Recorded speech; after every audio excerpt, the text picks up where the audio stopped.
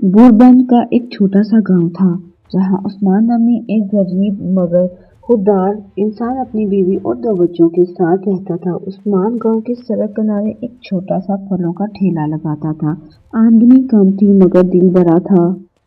जैसे ही रमजान अल मुबारक का ऐलान हुआ तो उस्मान ने खुशी से अपनी बीवी से कहा, आज हम भी पहला रोजा रखेंगे। अल्लाह बड़ा मेहरबान है, वो हमारी मदद जरूर करेगा। सहरी के बाद उस्मान ने बीवी को तसल्ली दी, मगर तुम फिक्र ना करो, इंशाल्लाह आज बच्चों के लिए अच्छी इफ्तारी का सामान लेकर आऊंगा। ये कहकर वो अपना ठेला लगाकर रोजी की तलाश में निकल पड़ा। दोपहर के वक्त नमाज का वक्त हुआ तो उस्मान ने अल्लाह पर भरोसा करते हुए ठेला वहीं छोड़ा और मस्जिद की तरफ चला गया। इसी दौरान एक शख्स वहां आया। उसने इधर उधर देखा, ठेला खाली पाया और लालच में आकर सारा फल उठा लिया। जाते हुए 1 रुपया भी न छोड़ा। नमाज पढ़कर जब उस्मान वापस आया तो उसके कदम वहीं रुक गए। ठेला खाली था, सुबह से कमाई का 1 रुपया भी ना था। वो वहीं बैठ गया, सर पकड़कर रोने लगा। या अल्लाह, अब मैं बच्चों के लिए क्या लेके जाऊंगा। उसी वक्त एक मुसाफिर वहां से गुजरा। उसने उस्मान की सिसकियां सुनी और पूरी बात पूछी। उस्मान ने कांपती आवाज में सब कुछ बता दिया। मुसाफिर ने कहा, भाई घबराओ नहीं, हम तुम्हारी मदद करेंगे।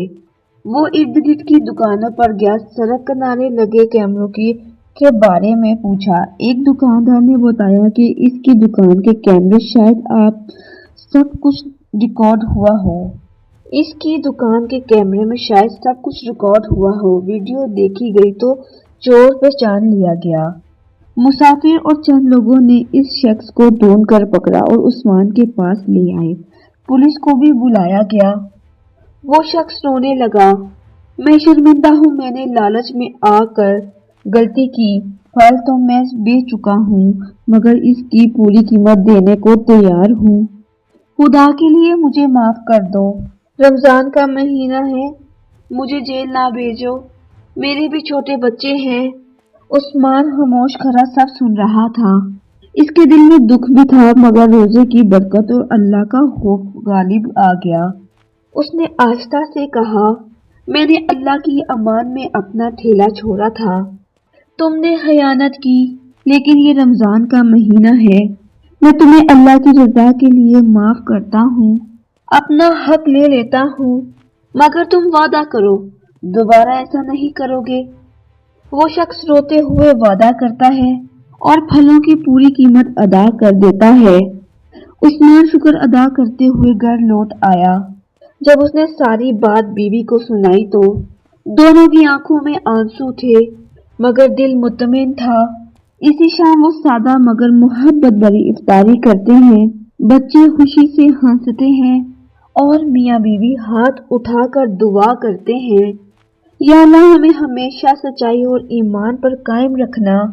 इस दिन उस्मान ने जान लिया कि रोजा सिर्फ भूखा रहने का नाम नहीं बल्कि सब्र, ईमान और माफी का नाम है।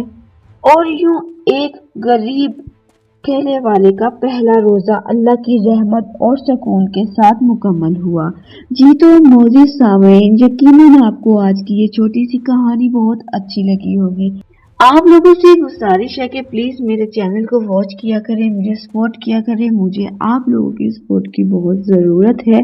आप लोगों का साथ बना रहा तो इस तरह की और अच्छी कहानियां लेके हाजिर होती रहूंगी।